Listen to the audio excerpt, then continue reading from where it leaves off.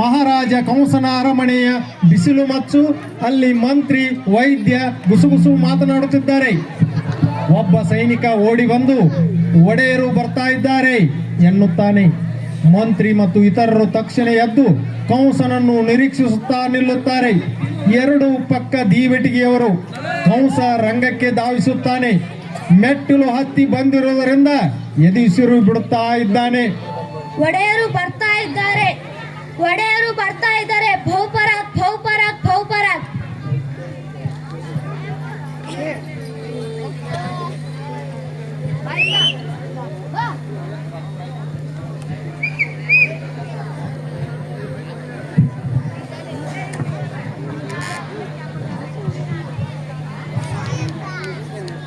ಕೃಷ್ಣ ಕೃಷ್ಣ ಕೃಷ್ಣ, ಕೇಳಿ ಕೇಳಿ ನನ್ನ ಕಿವಿ ತೂತು ಬಿದ್ದು ಹೋದವು. ಯಾರು ಯಾರೀ ಕೃಷ್ಣ? ಹಾಲು ಕೊಡಲು ಹೋದ ಪೂತನಿಯ ರಕ್ತ ಹೀರಿದನಂತೆ. ಸವಾರಿ ಮಾಡು ಅಂತ ಬೆನ್ನೊಡ್ಡಿದರೆ ಶಕಟನ ಸೊಂಟಾನೇ ಮುರಿದನಂತೆ. ಇವನ ಕೈಯಲ್ಲಿ ತೃಣಾವರ್ತ ಆಟದ ಬುಗುರಿಯಾಗಿ ಹೋದ. ದೇನುಕ ಬೇಲದ ಹಣ್ಣು ಬಡಿಯೋ ಬಡಿಗೆ ಆದ. ಗೋವರ್ಧನ ಬೆಟ್ಟ ಯಕಶ್ಚಿತ್ ಛತ್ರಿಯಾಗಿ ಹೋಯ್ತು. ಯಾರು ಯಾರೀ ಕೃಷ್ಣ? ಈ ಗೊಲ್ಲರ ಪೋರನಿಗೆ ಈ ಪಾಟಿ ಶಕ್ತಿನಾ? ಎಲ್ಲಿಂದ ಬಂತು ಈ ಶಕ್ತಿ? ಯಾರ್ ಕೊಟ್ರು ಈ ಶಕ್ತಿ? ನಮ್ ಗೂಢಚಾರರು ಶೋಧನೆ ಮಾಡ್ತಿದ್ದಾರೆ ಒಡೆಯ. ನಮ್ ಗೂಢಚಾರರು ಶೋಧನೆ ಮಾಡ್ತಿದ್ದಾರೆ ಒಡೆಯ. ಎಷ್ಟ್ ದಿನ ರೀ ಶೋಧನೆ ಮಾಡೋದು?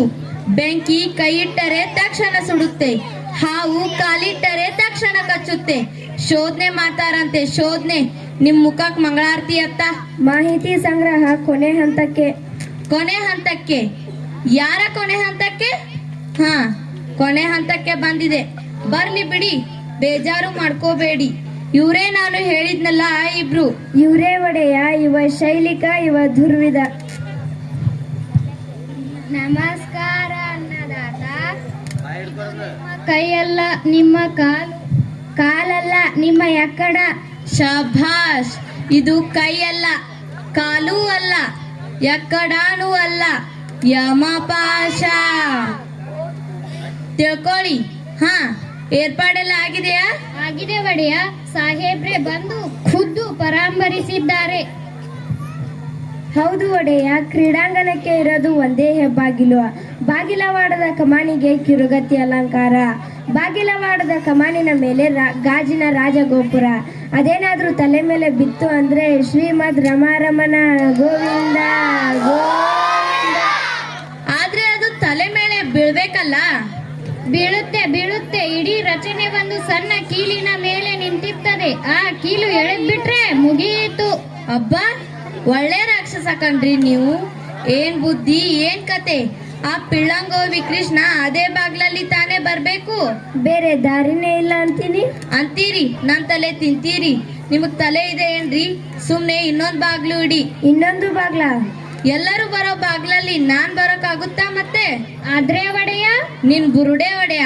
ಸರ್ಕಳೆ ಆಚೆ. ಏ, ನೀ ಬಾಯಿ ಈ ಕಡೆ. ಅಪ್ಪನೇ ಆಗಬೇಕು ಅನ್ನದಾತ. ನಮ್ಮ ಪಟ್ಟದ ಆನೆ ಹೇಗಿದೆ ಹೇಳು? ಏನು ಅದರ ಹೆಸರು? ಕುವಲಯ ಪೀಡ. ಕುವಲಯ ಪೀಡ. ಔಷಧ ಪಥ್ಯ ಎಲ್ಲಾ ಮಾಡಿದ್ದೀನಿ. ಹಳದಿ ಬಣ್ಣ ನೋಡಿದ್ರೆ ಸಾಕು, ಘೀ ಅಂತ ಮೈ ಮೇಲೆ ಬೀಳುತ್ತೆ. ಬೀಳ್ಬೇಕು ಮತ್ತೆ ಬೀಳ್ಬೇಕು. ಕೆಲ್ಸ ಆದ ಮೇಲೆ ಮದ್ದು ಹಾರಿಸಿ ಸುಟ್ಟು ಬಿಡಿ. ಅದನ್ನ ಮತ್ತೇನಾದ್ರೂ ದಾಂದ್ಲೆ ಮಾಡಿತ್ತು. ಮಕ್ಕಳು ಮರಿ ಇರ್ತಾವೆ ಪಾಪ ಅಲ್ವೇ ಮತ್ತೆ. ನೀವಿನ್ನು ಹೊರಡಿ, ಸ್ವಲ್ಪ ಇರಿ. ಕೊಯ್ದ ಮೋಟು ಯಾರಿಗೂ ಗೊತ್ತಾಗಬಾರದು. ಹಾ, ನಮ್ಮೂರಲ್ಲಿ ಕಂಬ ಕಂಬಕ್ಕೂ ಕಿವಿ. ಕಮಕ್ಕಿಮಕ್ ಅಂದ್ರೆ ಇದು ಕೈ ಅಲ್ಲ, ಕಾಲೂ ಅಲ್ಲ, ಎಕ್ಕಡಾನೂ ಅಲ್ಲ.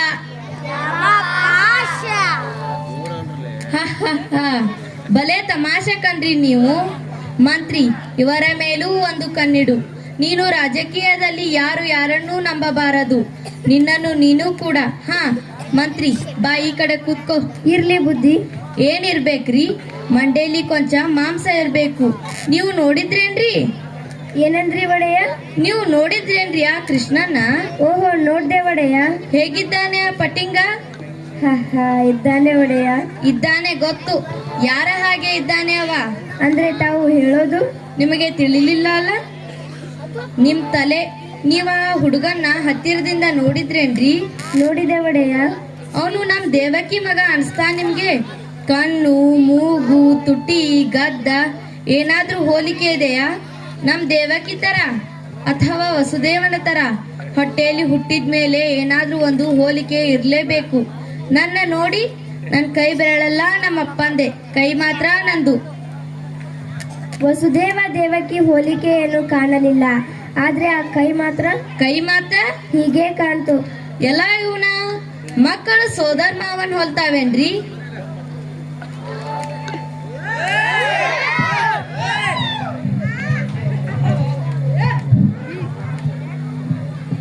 ವಸುದೇವ ದೇವಕಿಯರನ್ನು ಕಂಸ ಬಂದಿಟ್ಟಿರುವ ಸ್ಥಳ.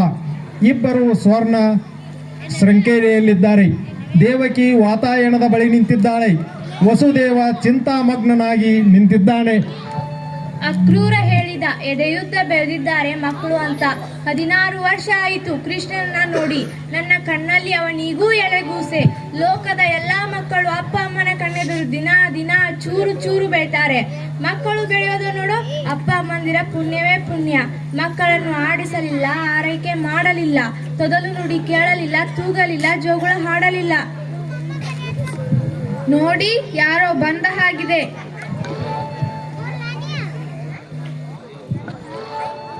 ಓಹೋ ಮಹಾರಾಜ, ಬಾ ಬಾ.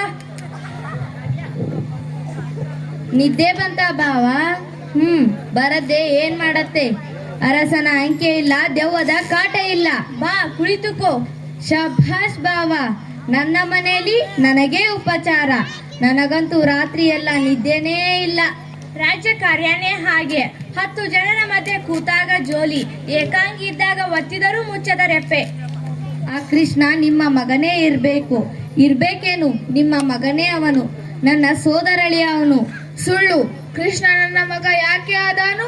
ಕೃಷ್ಣ ನಂದನ ಮಗ, ಕೃಷ್ಣ ಯಶೋದೆ ಮಗ. ನನ್ನ ಮಗ ಅಲ್ಲ ಅವನು, ನನ್ನ ಮಗ ಅಲ್ಲ ಅವನು. ನಿಮ್ಮ ಮಗ ಅಲ್ಲ, ಸರಿ. ಮತ್ತೆ ಅವನನ್ನ ಕೊಂದ್ರೆ ನಿಮ್ಗೇನು ಬೇಜಾರು ಇಲ್ಲ ಅಲ್ವಾ? ಧನ್ಯವಾದಗಳು.